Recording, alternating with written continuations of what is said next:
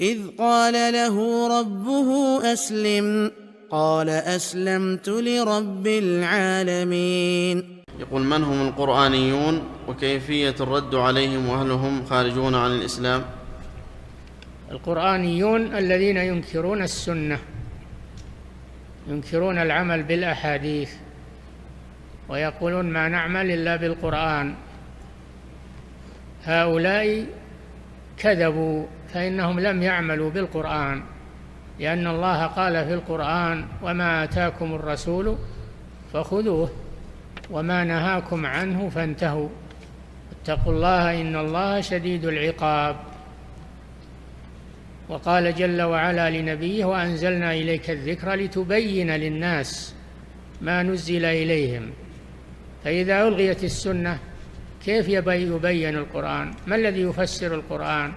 سنة الرسول صلى الله عليه وسلم، فهي بيان للقرآن ومفسرة للقرآن. فالذين ينكرون السنة هؤلاء إن كانوا متعمدين لذلك فهذا تكذيب للرسول صلى الله عليه وسلم، فيكون هذا كفر وردة.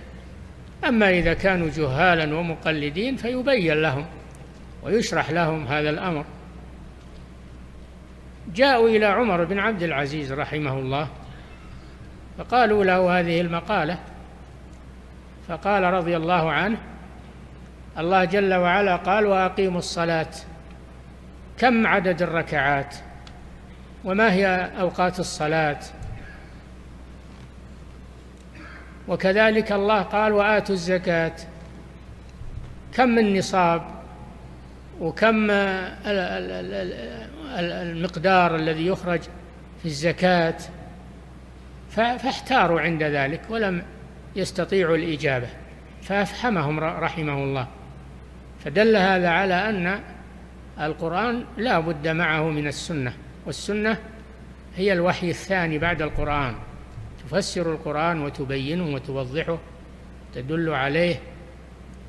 وقد يكون فيها أحكام ليست في القرآن أيضا، مثل الجمع بين المرأة وعمتها، والجمع بين المرأة وخالتها، هذا ليس في القرآن وإنما هو في السنة.